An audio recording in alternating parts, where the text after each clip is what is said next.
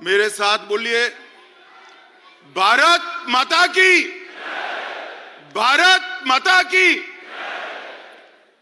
मंच पर उपस्थित हम सब के प्रिय नेता और देश के और दुनिया के सबसे अधिक लोकप्रिय नेता आदरणीय मोदी जी, हमारे प्रिय अध्यक्ष सम्माननीय नड्डा जी, मंच पर उपस्थित भारतीय जनता पार्टी का नेतृत्वगण और आज इस सभागार के अंदर आए हुए, देश भर से आए हुए लघु भारत के रूप में हम सब के सामने विराजित देश के सभी कार्यकर्ता भाइयों बहनों को मैं प्रणाम कर कर मेरी बात की शुरुआत करूं। मित्रों, ये हमारा राष्ट्रीय अधिवेशन, ये विस्तृत राष्ट्रीय अधिवेशन चुनाव की दहलीज के समय पर हो रहा है। इस राष्ट्रीय अधिवेशन के अनेक निहितार्थ, ये राष्ट्रीय अधिवेशन प्रधानमंत्री जी मोदी जी के विकसित भारत के स्वप्न को आगे बढ़ाने का संकल्प लेकर हम सब यहां से देश भर में वापस जाएंगे। इस अधिवेशन के बाद 2047 का भारत कैसा होगा, इसका मोदी जी का संदेश लेकर हम हर कॉन्स्टिट्यूएंसी में जाएंगे और कुछ ही दिनों में देश की जनता ये निर्णय करने वाली है कि आने वाले 5 साल इस देश के शासन की धुरा किस पार्टी के हाथ में होगी, किस व्यक्ति के हाथ में होगी। मगर पूरे देश में कहीं पर भी संशय नहीं है, प्रश्न चिन्ह नहीं है। देश ने तय किया है कि मोदी जी फिर से एक बार इस देश के प्रधानमंत्री बनेंगे। साथियों, 75 साल में इस देश ने 17 लोकसभा के चुनाव देखे हैं, 22 सरकारें देखी हैं, 15 प्रधानमंत्री देखे हैं। देश ने जितनी भी सरकारें आई, अपने अपने समय में हर सरकार ने समयानुकूल विकास करने का प्रयास किया है।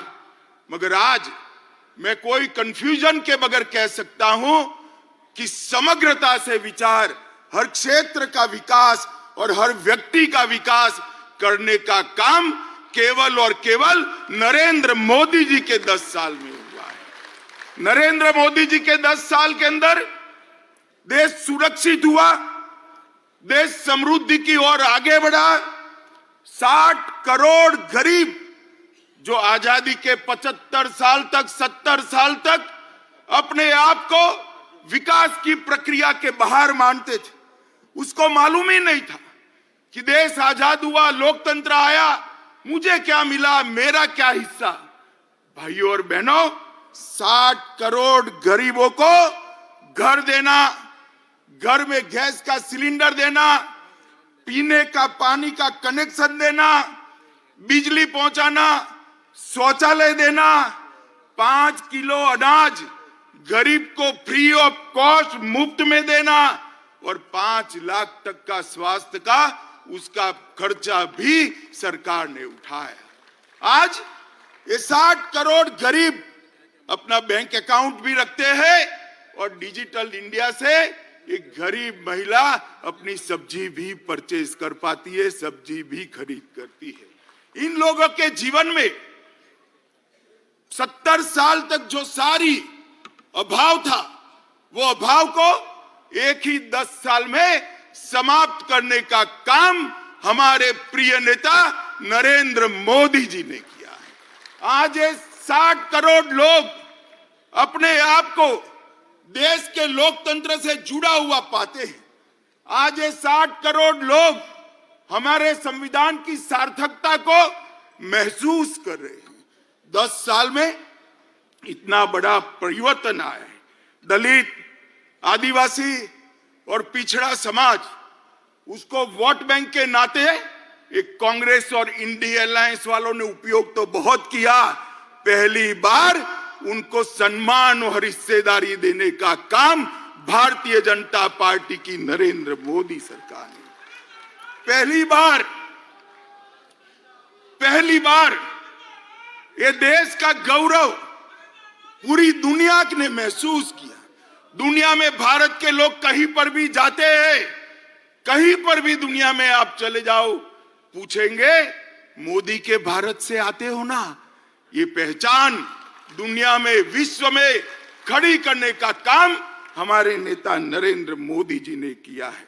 और मैं आज बताना चाहता हूं मित्रों आपको कि 140 करोड़ की जनता ने पहली बार महान भारत का स्वप्न देखने का साहस नरेंद्र मोदी जी ने दिया है। न केवल महान भारत का स्वप्न देने का साहस, उस स्वप्न को सिद्धि में परिवर्तित करने के लिए सामूहिक पुरुषार्थ करने का मन भी नरेंद्र मोदी ने बनाया है।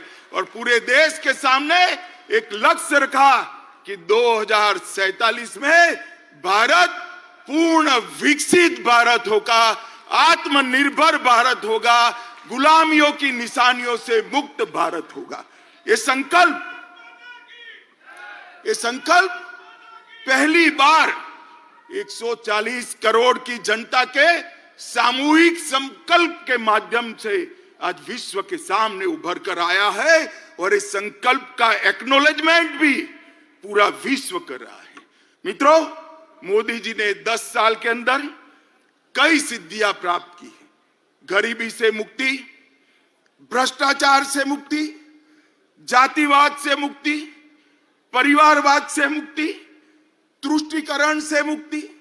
इस देश का लोकतंत्र कई सालों तक भ्रष्टाचार, जातिवाद, परिवारवाद और तुष्टीकरण के नासुरों से ग्रसित रहा।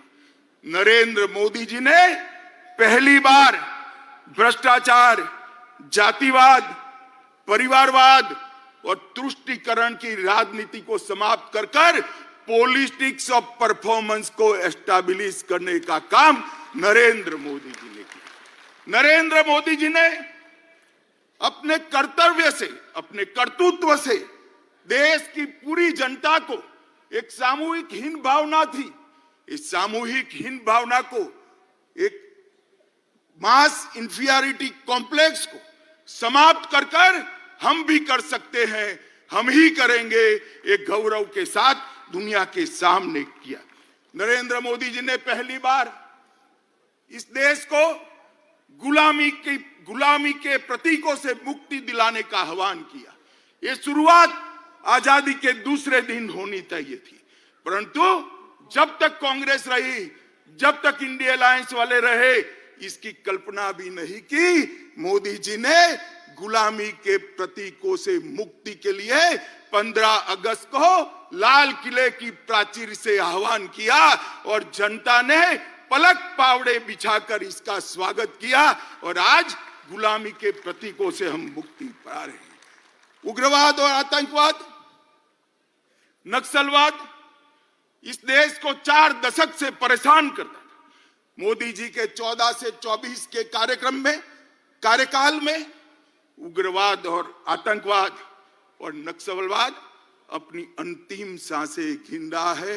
मैं देश की जनता को कहना चाहता हूं, मोदी 3 में ये देश पूर्णतया आतंकवाद, उग्रवाद और नक्सलवाद से मुक्त होकर शांत और समृद्ध भारत बनने की दिशा में आगे बढ़े। भाई और बहनों, मोदी जी के शासन ने कई विरोधाभास खत्म कर दी। एक समग्रता से सोचने वाला नेतृत्व, एक नीति के आधार पर चलने वाला नेतृत्व, एक युग दृष्टा नेतृत्व किस तरह से काम करता है, इसकी मिसाल कायम की है।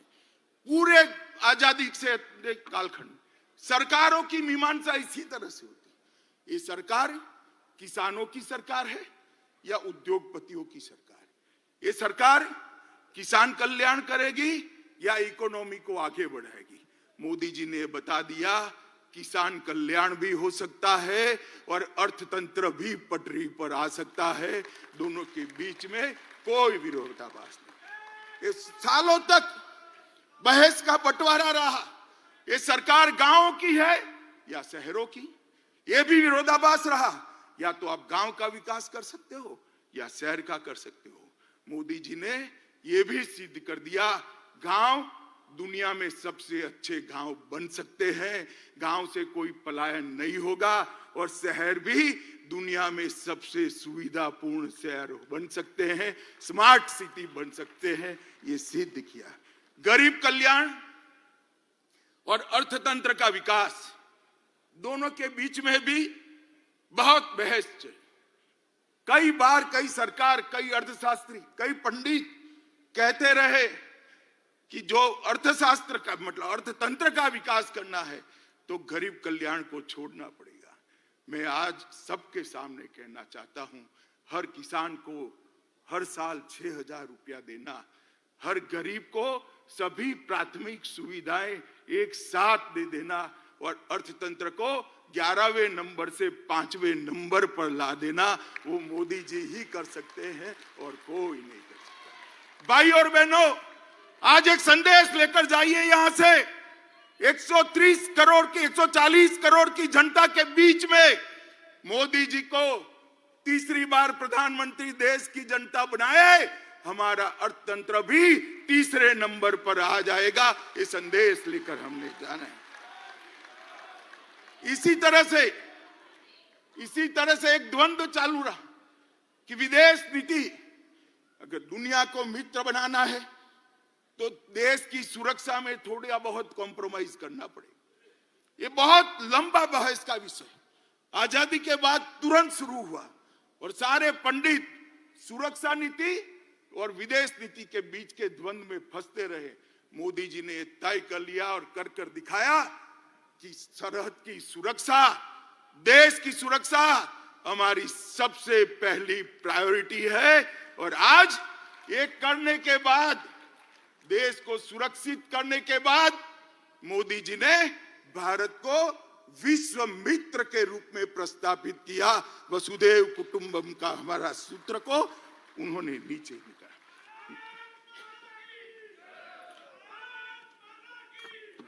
मित्रों, इंडी अलायंस और कांग्रेस पार्टी, इसकी देन थी कि इस देश के लोकतंत्र की स्पिरिट को खत्म कर दिया। देश के लोकतंत्र को भ्रष्टाचार, परिवारवाद, तुष्टीकरण और जातिवाद से कलर्ड कर दिया। कभी भी स्वतंत्र रूप से जनमत उभर कर ना आए, इस प्रकार की लोकतांत्रिक व्यवस्था करने में परिवारवादी पार्टियां लगी रही। मोदी जी ने 10 ही साल में भ्रष्टाचार, परिवारवाद, तुष्टीकरण और जातिवाद को समाप्त कर विकास की राजनीति को मध्य बिंदु में लाया, जिसको देश की जनता ने स्वीकारा। मित्रों, मैं आज आप सबके माध्यम से करोड़ों भारतीय जनता पार्टी के कार्यकर्ताओं को कहने आया, अगला चुनाव 2 खेमे पड़े हुए हैं। महाभारत के युद्ध में जैसे पांडव और कौरव के खेमे पड़े थे, इसी तरह चुनाव के पहले 2 खेमे पड़े हैं। एक खेमा है मोदी जी के नेतृत्व में, बीजेपी के नेतृत्व में एनडीए का गठबंधन, और दूसरा है कांग्रेस के नेतृत्व में सारी परिवारवादी पार्टियों का इंडी अलायंस। देश को ये दोनों में से एक को चुनना है। इंडी गठबंधन एक घमंडिया गठबंधन, भ्रष्टाचार, परिवारवाद और तुष्टीकरण की राजनीति का पोषक, और भाजपा और एनडीए का गठबंधन राष्ट्र प्रथम के सिद्धांत पर चलने वाला गठबंधन है। देश की जनता को तय करना है। ये परिवारवादी पार्टियां चाहिए, ये भ्रष्टाचार की पोषक पार्टियां चाहिए, तुष्टीकरण करने वाली पार्टियां चाहिए, और देश के लिए जान न्यौछावर करने के लिए तैयार भारतीय जनता पार्टी चाहिए। मित्रों, ये जो अलायंस हुआ है, अलायंस ऐसे ही नहीं होता है। अलायंस जब सोच समान हो, विचार समान हो, सिद्धांत समान हो, तब होते। ये इंडिया अलायंस जो बना है, ये पूरा का पूरा इंडिया अलायंस कांग्रेस के नेतृत्व में। मैं आज आपको कह सकता हूं, इस देश में भ्रष्टाचार की जनक कांग्रेस पार्टी है और इस देश में भ्रष्टाचार का पोषण भी कांग्रेस पार्टी ने किया है। मित्रों, 10 साल यूपीए के ले लीजिए। कोल ब्लॉक आवंटन, कॉमनवेल्थ गेम का घोटाला, 2G घोटाला, शारदा चिटफंड का घोटाला, हिमाचल में सेबों की बिक्री का घोटाला, INX मीडिया का घोटाला, एयरसेल मैक्सिक का घोटाला, अंतरिक्ष देवास का घोटाला, लैंड फॉर जॉब का घोटाला, पंचकुला और गुड़गांव में भूमि आवंटन का घोटाला, जम्मू कश्मीर क्रिकेट एसोसिएशन का घोटाला, एम्ब्रियर डील, बेसिक ट्रेनर विमान में घोटाला, हॉक एयरक्राफ्ट खरीदी में घोटाला, सबमरीन का घोटाला, ऑगस्टा वेस्टलैंड का घोटाला, बोफोर्स का घोटाला, जीप घोटाला, मारुति घोटाला और भोपाल गैस कांड से चंदा उगाने का घोटाला। ये कांग्रेस पार्टी, हमारे यहां ऐसा कहते थे कि किसी भी तत्व का व्याप आकाश, भूमि और पाताल तक होता है, मगर इन्होंने तो आकाश से भी आगे जाकर अंतरिक्ष में भी घोटाला किया, भूमि से आगे जाकर पाताल में खदानों का भी घोटाला किया और समंदर को भी नहीं छोड़ा, वहां सबमरीन का भी घोटाला कर दिया। जब नल थल अंतरिक्ष हर जगह एक कांग्रेस ने घोटाले किए और इंडिया अलायंस का नेतृत्व कांग्रेस के हाथ में। मैं देश की जनता को कहना चाहता हूं, किस प्रकार की सरकार, एक और लाखों करोड़ के घपले घोटाले करने वाली कांग्रेस है और दूसरी ओर 23 साल से राज्य सरकार और केंद्र सरकार में मुखिया रहने के बाद भी हमारे विरोधी भी एक कानी पाई का आरोप न लगा सके, ऐसा नेतृत्व नरेंद्र मोदी का नेतृत्व। देश की जनता ने, मित्रों, देश की जनता ने तय करना है कि देश का भविष्य ये भ्रष्टाचारियों के हाथ में सौंपना है या नक्सिक प्रामाणिक व्यक्ति जिस पर दुश्मन भी आरोप नहीं कर सकते, ऐसे नरेंद्र मोदी जी को सौंपना। और मित्रों, एक कहावत है, बड़े मियां तो बड़े मियां, छोटे मियां भी सुभान अल्लाह। जब कांग्रेस पार्टी इतना भ्रष्टाचार करती है तो साथी भला क्यों बाकी रहेंगे? आम आदमी पार्टी आबकारी जकात का घोटाला, लोगों के उपचार में मोहल्ला क्लिनिक का घोटाला, ढेर सारे घोटाले किए, लोगों के मेडिकल टेस्ट करने में भी घोटाला किया और आज उनका सारा नेतृत्व कोर्ट से भागता है, कोर्ट से भागता है, एजेंसियों से भागता है। झारखंड में एक MP के घर से 350 करोड़ रुपया जब्त होता है। छत्तीसगढ़ में महादेव के नाम से जुआ खिलाने का एक घोटाला आता है। DMK के मंत्रियों के घर से करोड़ों रुपया बरामद होता है। तृणमूल कांग्रेस के मंत्रियों के घर से अनेक करोड़ रुपया, 55 करोड़ तो एक ही स्थान पर से मिलते, अनेक करोड़ रुपयों का, सैकड़ों करोड़ के घोटाले बाहर है और लालू जी सजा आपता है और अभी भी एक एक नई भ्रष्टाचार की FIR उन पर हो रही है। मित्रों, पूरा इंडिया अलायंस ये कांग्रेस पार्टी के नेतृत्व में घमंडिया गठबंधन, ये पूरा भ्रष्टाचार से लिप्त। देश की जनता ने तय करना है, भ्रष्टाचार के दूषण को समाप्त करने वाले नरेंद्र मोदी जी को मैंडेट देना है या भ्रष्टाचार ही जिनका धर्म है, ऐसे इंडिया अलायंस को मत देना है। ये देश की जनता ने दे। मित्रों, परिवारवाद, अभी ढेर सारे पत्रकार, कुछ मीडिया चैनल, इंडिया अलायंस बड़ा चैलेंज, बड़ा चैलेंज, बड़ा चैलेंज, बड़ा चैलेंज। अगर मुझे कोई कहे कि इंडिया अलायंस क्या है, तो मैं इसकी एक ही व्याख्या करता हूं, 7 परिवारवादी पार्टियों का गठबंधन इंडिया अलायंस है। इससे ज्यादा कुछ नहीं है। जो अपनी पार्टी के अंदर डेमोक्रेसी नहीं स्थापित कर सकते, वो देश की डेमोक्रेसी की रक्षा नहीं कर सकते। ये देश की जनता को, आपकी पार्टी लोकतांत्रिक पार्टी नहीं है, आपकी पार्टियां लोकतांत्रिक पार्टियां नहीं है, आप देश के लोकतंत्र का रक्षा नहीं कर सकते। एक और मोदी जी के नेतृत्व में डेवलपमेंटल अलायंस है और दूसरी ओर राहुल जी के नेतृत्व में डायनेस्टिक अलायंस है। डेमोक्रेटिक अलायंस, डेवलपमेंटल अलायंस और डायनेस्टिक अलायंस के बीच में देश की जनता को पसंद करना है। मुझे विश्वास है कि एक और मोदी जी देश के और गरीबों के विकास के लिए काम करें और दूसरी ओर अपने परिवार की चिंता करने वाली पार्टियां है।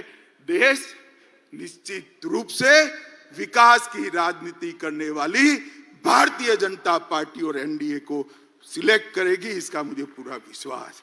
देखिए साहब, इनके राजनीति में उद्देश्य क्या है? मोदी जी कहते हैं महान भारत की रचना हो, 2047 तक का लक्ष्य रखा, आत्मनिर्भर भारत की रचना हो, 2047 तक का लक्ष्य रखा।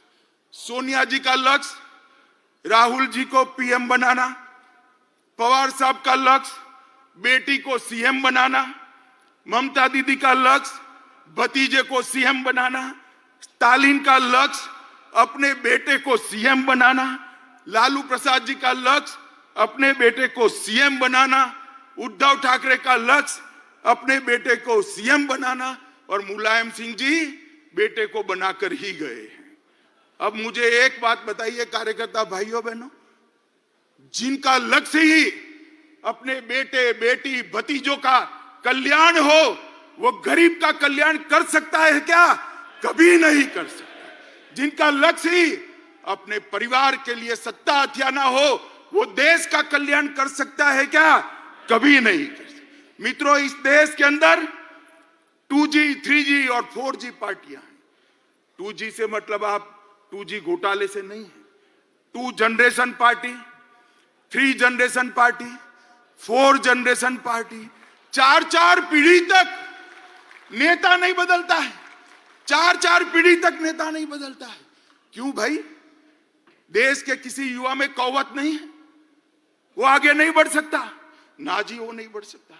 थोड़ा आगे बढ़ गया तो उसका हस्र कर देंगे। कई सारे लोग ऐसे हस्र किए हुए हैं, भारतीय जनता पार्टी ज्वाइन कर आज लोकतंत्र की यात्रा में जुड़े हैं। तेजस्विता का, परफॉर्मेंस का, विचार का, परिश्रम का और दृष्टि का वहां कोई महत्व नहीं है। वहां केवल और केवल आप कहां जन्मे, इसका महत्व है। मित्रों, मैं आज आप सबके माध्यम से देश की जनता को पूछना चाहता हूं, अगर भारतीय जनता पार्टी परिवारवादी पार्टी होती तो एक चाय बेचने वाले का बेटा कभी प्रधानमंत्री नहीं बन सकता। लोकतंत्र के अंदर मित्रों, लोकतंत्र के अंदर ये बहुत जरूरी है, सबको समान अवसर मिले। सबके अंदर ईश्वर दत्त शक्तियां जो पड़ी हैं, वो ईश्वर दत्त शक्तियों के आधार पर उसको आगे बढ़ने का मौका मिले और वो केवल और केवल भारतीय जनता पार्टी में विद्यमान है और किसी दल में नहीं। भाई और बहनों, मोदी जी एक गरीब परिवार से, गरीब मतलब आप कल्पना नहीं कर सकते, इतने गरीब परिवार से इस देश के सम्मानीय प्रधानमंत्री बने, जिन्होंने पूरे विश्व में देश को सम्मान दिलाया, गौरव दिलाया, प्रस्थापित। इस देश की राष्ट्रपति एक जनजाति परिवार से आती है। जनजातियों में भी अति पिछड़ी जातियों में से राष्ट्रपति मुर्मू जी आती है।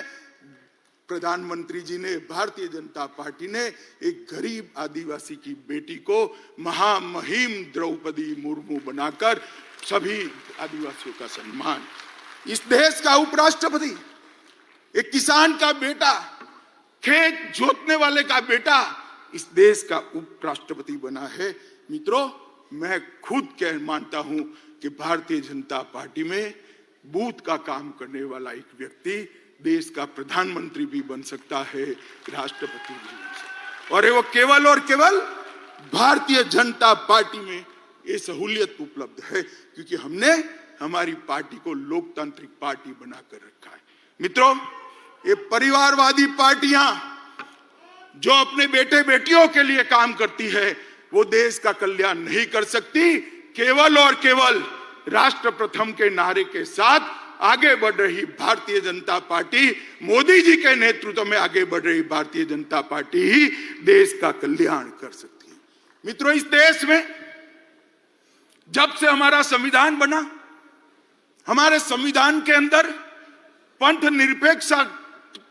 निरपेक्षता को बहुत बड़ा महत्व दिया गया। और ये देश आज से नहीं, हजारों सालों से पंथ निरपेक्षता के आधार पर, बिन सांप्रदायिकता के आधार पर चलता रहा। राज्य का कभी कोई धर्म नहीं होता है, सबको अपना धर्म बनाने की, मानने की और उसका अनुसरण करने की छुट्टी भी है, मुक्ति भी है। परंतु कांग्रेस पार्टी ने वोट बैंक की रचना करने के लिए संविधान की उदात्त भावनाओं में भी विकृति डालकर पंथ निरपेक्षता को तुष्टीकरण की राजनीति से दूषित किया। मित्रों, मैं आज आप सबके सामने कहना चाहता हूं, ये कांग्रेस पार्टी जिसने भगवान श्री राम के अस्तित्व को नकारा और एफिडेविट पर नकारा, बाद में उनको एफिडेविट वापस ले। ट्रिपल तलाक का कानून जो केवल और केवल महिलाओं को, मुस्लिम महिलाओं को उनके अधिकार देने का कानून है, इसका आपने विरोध किया। यूसीसी जो कांग्रेस के समय में ही संविधान निर्माता एक लक्ष्य देश के लिए रख कर गए थे, उत्तराखंड सरकार यूसीसी लाई, कांग्रेस ने इसका भी विरोध किया। मित्रों, धारा 370 जब संविधान बना तब एक तय था कि टेम्पररी का मतलब है उचित समय पर उसको हटा देना, मगर 70 साल तक उचित समय आया नहीं। धारा 370 के कारण कश्मीर के अंदर अलगाववाद बढ़ा, उग्रवाद बढ़ा, पाकिस्तान को अंदर पैर रखने की भूमि मिली और 40,000 से ज्यादा लोग मारे गए। मगर तुष्टीकरण की राजनीति ने धारा 370 को हटाने नहीं दिया।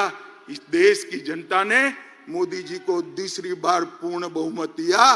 5 अगस्त 2019 को मोदी जी ने धारा 370 को समाप्त कर दिया और आज कश्मीर एक नए युग के साथ आगे बढ़ रहा है। PFI पर बैन हमने लगाया, तब भी कांग्रेस और इंडिया अलायंस के लोगों ने टेढ़े मेढ़े बयान किए। दक्षिण भारत की महान परंपरा, तमिलनाडु की महान परंपरा, पवित्र सेंगोल को हमने पार्लियामेंट के अंदर बड़ी पवित्रता से प्रस्तावित किया। इसका भी कांग्रेस पार्टी और उनके साथियों ने विरोध किया। ये जहां भाजपा विजयी होती है उन राज्यों को गौमूत्र स्टेट कहते हैं।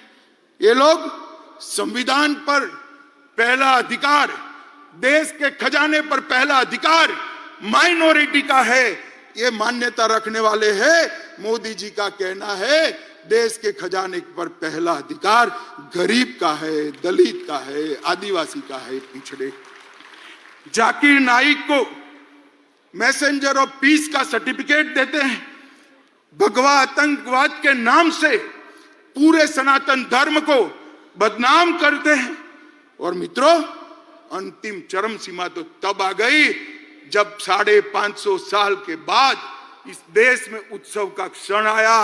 राम लल्ला का प्रधानमंत्री जी प्राण प्रतिष्ठा करने वाले थे। राम लल्ला के मंदिर की प्राण प्रतिष्ठा में न्यास ने कांग्रेसियों को भी निमंत्रण भेजा, मगर उन्होंने तुष्टीकरण की राजनीति करना तय माना, इसको ठुकरा दिया। मैं आज यहां से कांग्रेस पार्टी को चेतावनी देना चाहता हूं। आपने राम लल्ला की प्राण प्रतिष्ठा के निमंत्रण को ठुकराकर केवल ये ऐतिहासिक पल में हिस्सेदार होने से आप नहीं कतराए हैं, आपके देश के महान बनने की प्रक्रिया से अपने आप को दूर कर लिया है।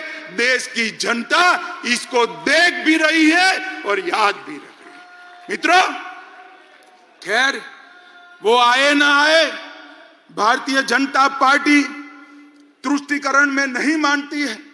मैं आज इस महान अधिवेशन के सामने कहना चाहता हूं, किसी भी लोकतांत्रिक देश में भी बहुमत समाज ने अपनी श्रद्धाओं के निर्वहन के लिए इतनी लंबी कानूनी लड़ाई नहीं लड़ी है। 75 साल तक हम कानूनी लड़ाई लड़े और संपूर्ण लोकतांत्रिक तरीके से हमने राम मंदिर का निर्माण किया। इसका संपूर्ण यश हमारे प्रधानमंत्री नरेंद्र मोदी जी को जाता है।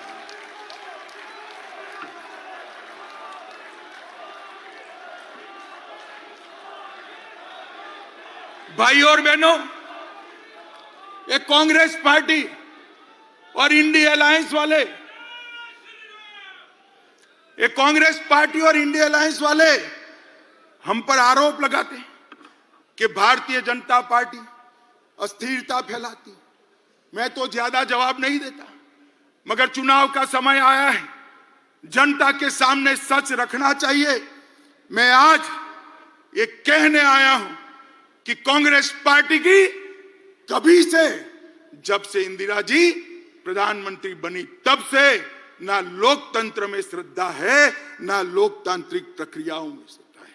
इन्होंने न्यायपालिका, ब्यूरोक्रेसी, मीडिया, चुनाव आयोग, कैग जैसी सभी संवैधानिक संस्थाओं का धज्जियां उड़ाने का काम किया है।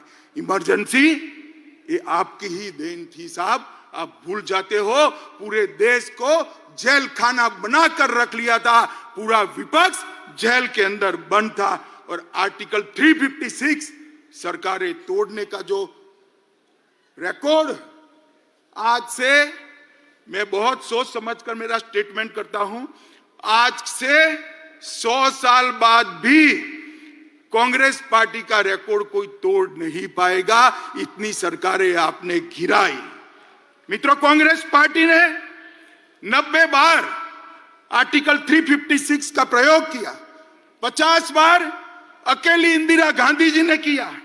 40 क्षेत्रीय दलों की सरकार एक कांग्रेस पार्टी ने गिराई।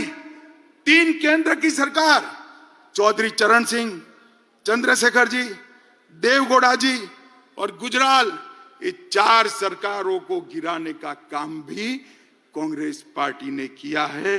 और मित्रों, ये हमें कहते हैं जुडिशरी कोई फैसला देगी, न्याय करेगी, तो इस पर टिप्पणियां कर कर जुडिशरी को डराते हैं।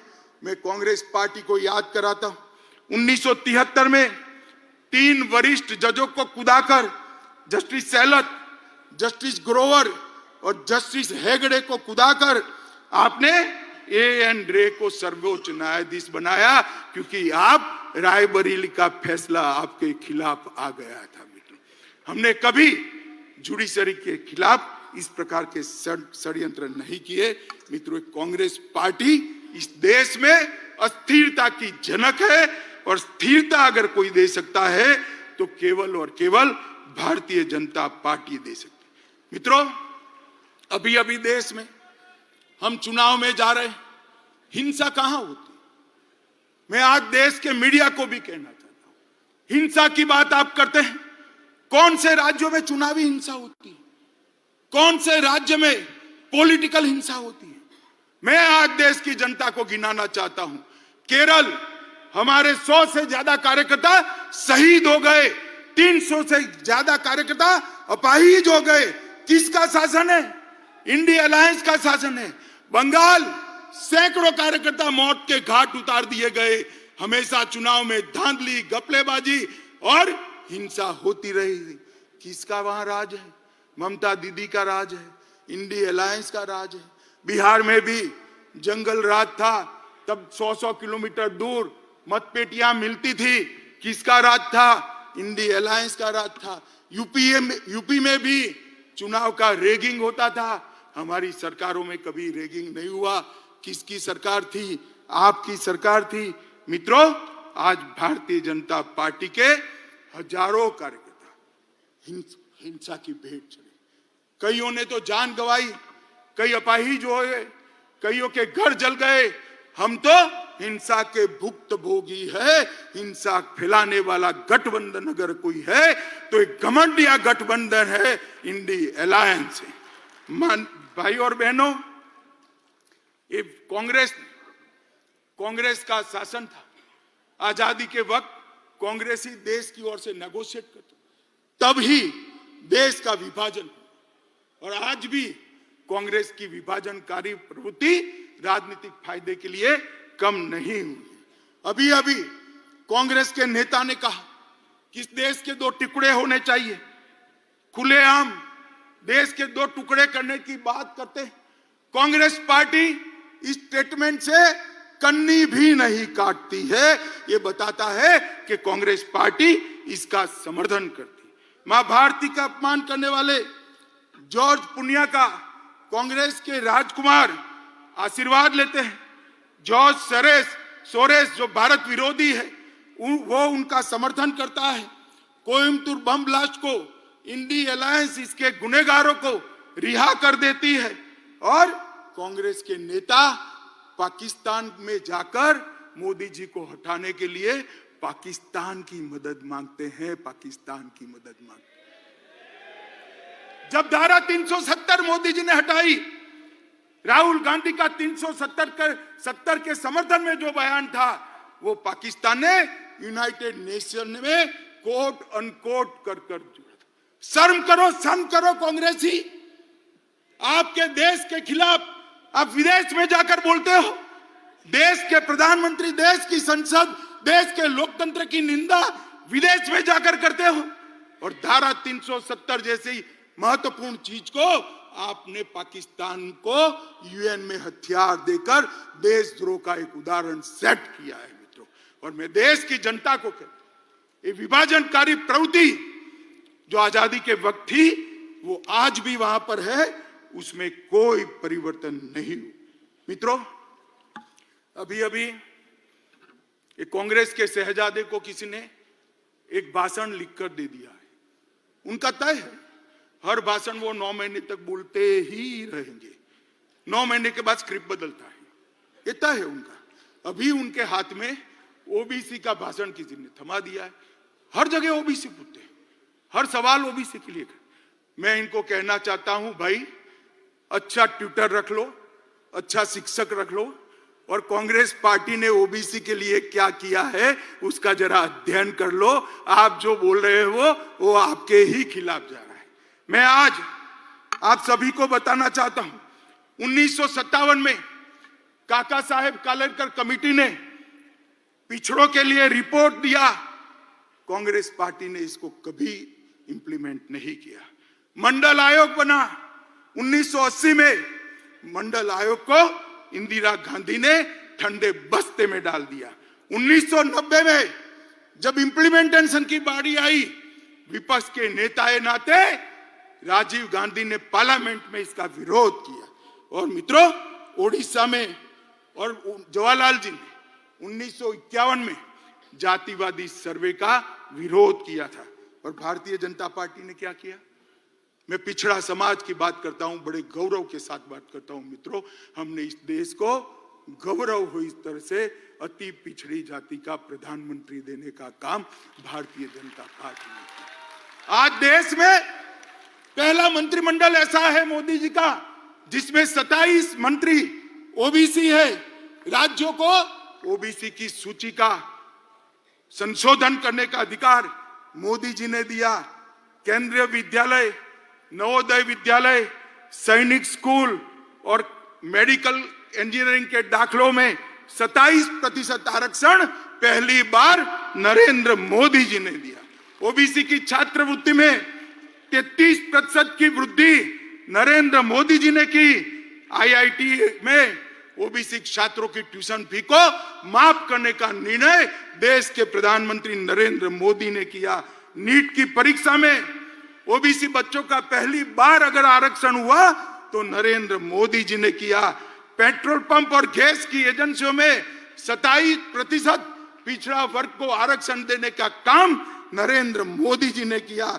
और ये जितनी भी गरीब कल्याण की स्कीमें बनी है उस सब में सबसे बड़ा बेनिफिशियरी अगर कोई है तो दलित, पिछड़ा और ओबीसी भाई है।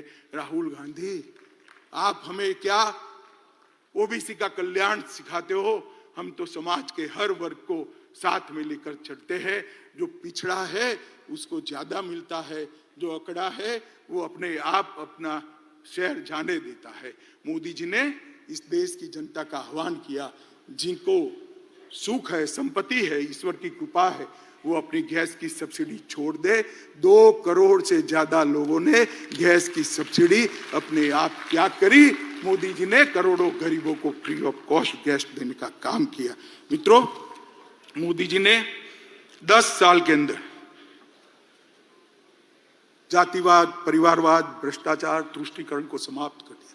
इसके आधार पर राजनीति करते थे, इसके आधार पर अपनी राजनीति को आगे बढ़ाते थे। उनका स्वप्न, ये 4 आधारों पर सत्ता हथियाने का स्वप्न मोदी जी ने चूर चूर कर रख दिया। अब इस प्रकार के कलुषित मैंडेट वो प्राप्त नहीं कर सकते हैं।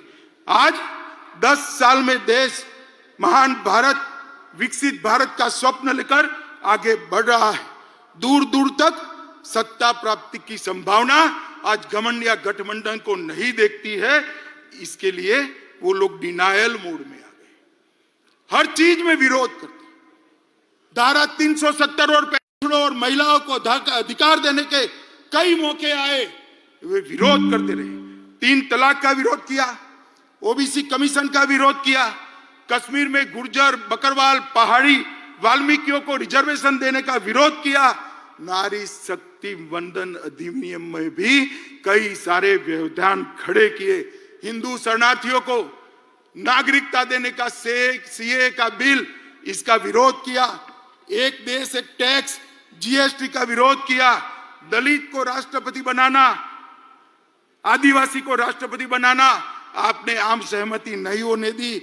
सर्जिकल स्ट्राइक और एयर स्ट्राइक कर मोदी जी ने भारत की सेना के पराक्रम को पूरी दुनिया में प्रस्तावित, आतंकवाद के सामने एक कड़ा मैसेज दिया। आपने उस वक्त भी, राहुल बाबा, आपने उस वक्त भी देश से साक्ष्य मांगे थे। शर्म करो, शर्म करो, सेना के जवान की शहादत पर आप साक्ष्य मांगते हो। मित्रों, भारत ने वैक्सीन का निर्माण किया। 100 से ज्यादा देशों में हमारा वैक्सीन गया। वैक्सीन के माध्यम से आज 140 करोड़ का देश कोरोना से सुरक्षित हुआ। उसको भी मोदी वैक्सीन कर आपने बदनाम करने का प्रयास किया। मगर देश की जनता ने भी, आज भी कोई वैक्सीन लेने जाता है तो कहता है मोदी वैक्सीन दे दो भाई, मेरी इम्यूनिटी खत्म हो गई। Digital economy, direct benefit transfer, इसका विरोध किया। नई संसद बनाई। इतनी भव्य संसद देखकर आज पूरी देश की जनता पुलकित है, गौरवान्वित है। इसका भी आपने विरोध किया। कर्तव्य पथ बना, आपको राजपथ नाम अच्छा लगता था, कर्तव्य पथ का भी विरोध किया। भारत मंडपम में कोर्ट से उसको रोकने का प्रयास किया। यशोभूमि को भी रोकने का प्रयास किया। डाटा प्रोटेक्शन का विजनरी बिल, इसका भी विरोध किया। और अंत में रामलल्ला की प्राण प्रतिष्ठा का भी आपने विरोध किया। मित्रों, एक कांग्रेस डिनायल मोड में आ चुकी है। पूरे देश की जनता को मैं कहना चाहता हूं, 5 साल का पार्लियामेंट के अंदर कांग्रेस का हिसाब किताब निकालिए। इन्होंने पार्लियामेंट के अंदर शोर शराबे और बहिष्कार के अलावा कुछ नहीं किया। हम भी विपक्ष में रहे, 10 साल तक बैठे, आगे पूरा जीवन विपक्ष में। हम रचनात्मक विपक्ष की भूमिका निभाते, अच्छा है उसका समर्थन करते थे। और आपके भ्रष्टाचार को भी हमने उजागर किया। मगर आपने, क्योंकि भ्रष्टाचार है नहीं, बाहर जाना ही उचित समझा।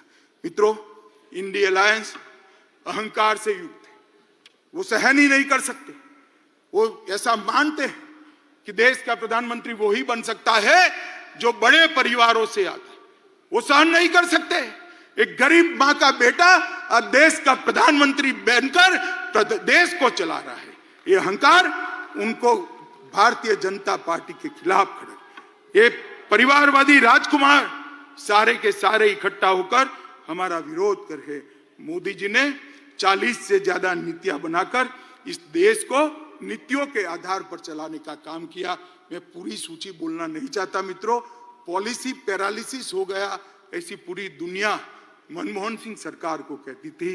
आज मोदी सरकार ने हर क्षेत्र की 40 से ज्यादा पॉलिसी बनाकर पॉलिसी के आधार पर शासन कैसा हो सकता है उसका उदाहरण पूरी दुनिया में रखने का काम नरेंद्र मोदी जी ने किया। और मित्रों,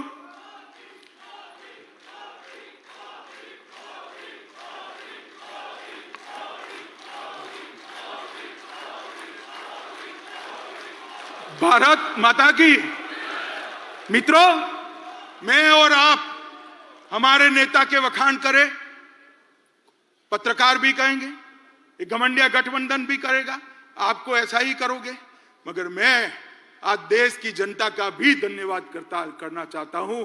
आपने बार बार भारतीय जनता पार्टी को आशीर्वाद देकर, मोदी जी को आशीर्वाद देकर अपना समर्थन देता है।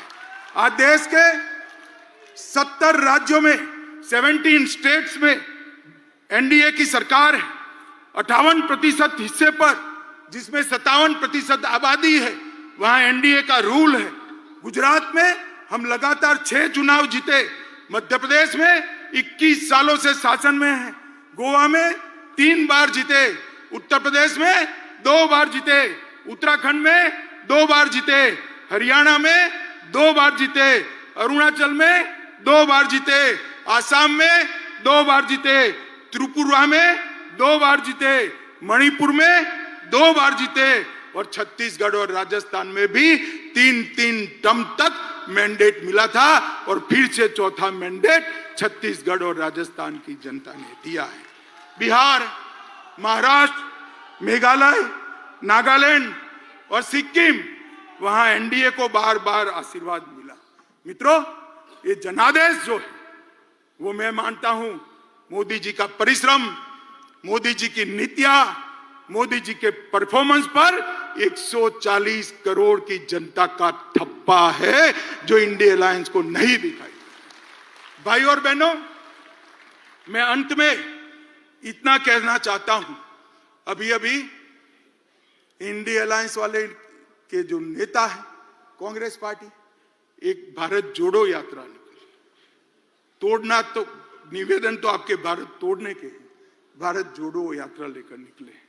मैं उनको कहना चाहता हूं, किसी भी पार्टी के कार्यक्रम और यात्राएं, राजनीतिक कार्यक्रम, वो पार्टी का परिचय करा दे। कांग्रेस पार्टी आजादी के बाद जितने भी आंदोलन किए, सत्ता में वापिस आने के लिए की।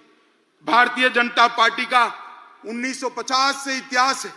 हमने जब भी आंदोलन किए, देश के लिए किए, सिद्धांतों के लिए किए, जनता के लिए। सबसे पहले जम्मू कश्मीर के लिए श्यामा प्रसाद मुखर्जी शहीद हुए, हमने 370 हटाने का आंदोलन किया। गोवा बचाओ का आंदोलन भारतीय जनता पार्टी ने किया। कच्छ का सत्याग्रह भारतीय जनता पार्टी ने किया। गौ हत्या पर प्रतिबंध लगाने का आंदोलन जनसंघ ने किया। आपातकाल के विरोध में हम लड़े। असम में घुसपैठियों के खिलाफ हमने पूरे देश को मोबिलाइज किया। राम जन्मभूमि का आंदोलन भी केवल और केवल भारतीय जनता पार्टी ने किया। भ्रष्टाचार के खिलाफ अडवाणी जी के नेतृत्व में हमने आवाज उठाई। तेलंगाना आंदोलन भी भारतीय जनता पार्टी ने किया और सबरीमाला का आंदोलन भी भारतीय जनता पार्टी ने किया। हमारी पार्टी ने कभी भी सत्ता प्राप्त करने के लिए आंदोलन नहीं किए हैं, जनता के परेशानियों के लिए किए, सिद्धांतों के लिए किए और देश को सुरक्षित। अब हम सब ने देश की जनता के सामने जाना है। देश की जनता को स्पष्ट बताना पड़ेगा। एक और ये परिवारवादी पार्टियां हैं और दूसरी ओर एक गरीब मां का बेटा इस देश का प्रधानमंत्री बना है। आप किसको पसंद करें? एक और 60 साल से भ्रष्टाचार की गंगा जिस पार्टी से बहती है वो कांग्रेस पार्टी है, और दूसरी ओर 23 साल से शासन में होने के बावजूद भी कपड़े पर एक भी दाग नहीं लगा, ऐसा नरेंद्र मोदी है। एक और तुष्टीकरण की राजनीति करने वाला एक घमंडिया गठबंधन है, और दूसरी ओर राष्ट्रभक्ति और राष्ट्रवाद से ओतप्रोत भारतीय जनता पार्टी है। आप किसको सिलेक्ट करोगे? एक और कुछ बनने के लिए राजनीति में आए हैं, और दूसरी ओर भारत माता को सर्वस्व समर्पित कर पूरा जीवन देकर काम करने वाले व्यक्ति है।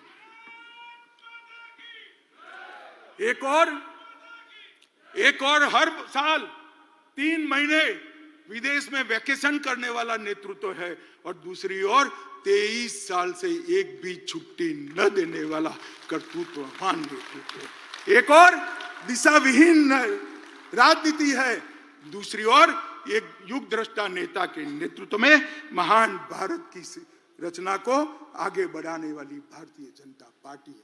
देश की जनता को हमने बताना पड़ेगा, घर घर जाना पड़ेगा। मित्रों, मोदी जी ने आजादी के अमृत महोत्सव के वर्ष में हर भारतीय के मन में देशभक्ति की भावना जागृत की, हर युवा को आजादी के आंदोलन से वाकिफ कराया है, और 75 वर्ष की सारी सिद्धियां इरिस्पेक्टिव ऑफ पार्टी देश की जनता के सामने रखी है। और सबसे बड़ी बात, आजादी के बाद जब अमृत काल में शताब्दी तक पहुंचेंगे, तब महान भारत की रचना का संकल्प मोदी जी ने 140 करोड़ की जनता के मन में प्रत्यारोपण किया है। तो बहुत बड़ी बात है, एक सामूहिक चेतना, एक सामूहिक संकल्प, और संकल्प को सिद्ध करने का सामूहिक पुरुषार्थ इतने बड़े देश में जागरूक कोई और ही कर सकता है। मित्रों, हमारा नेतृत्व, हमारा नेता संवेदनशील है। मोदी जी संवेदनशील है, हम सब जानते हैं, जनता की तकलीफों को जानते हैं, जनता की भावना को समझ। एक युग दृष्टा नेता है, वो कर्मठ है, कठोर परिश्रम करते हैं, कठोर निर्णय लेने में भी पीछे मुड़कर नहीं देखते हैं, चीन के सामने सीना तान कर खड़े रहते हैं, और पाकिस्तान के घर में घुसकर सर्जिकल स्ट्राइक भी करते हैं। नोटबंदी, गरीबों के कल्याण के लिए नोटबंदी, यही नेतृत्व ने की। विश्व मित्र की भारत की छवि भी हमारे नेता ने ही बनाई। वैक्सीन के माध्यम से 100 से ज्यादा देशों के कोरोना काल में उन्होंने बढ़ा। मातृशक्ति को भगवान की तरह भक्ति से पूजा करने वाला नेतृत्व बहुत सालों बाद देश को मिला है। विधानसभा और संसद में 33% रिजर्वेशन नारी शक्ति वंदन अधिनियम से नरेंद्र मोदी जी ने लिया। और जाति की कल्पना जो सदियों से इस देश में थी, इसको समाप्त कर गरीब, युवा, महिला और किसान, ये 4 वर्ग को समाहित कर साच अर्थ में संविधान की स्पिरिट को मोदी जी ने नीचे उतारा है, नीचे तक उतारा है। मैं मोदी जी को जानता हूं। मोदी जी दीपक की लौ की तरह है, जो खुद जलकर अंधेरों को काटने का काम करते हैं। जिस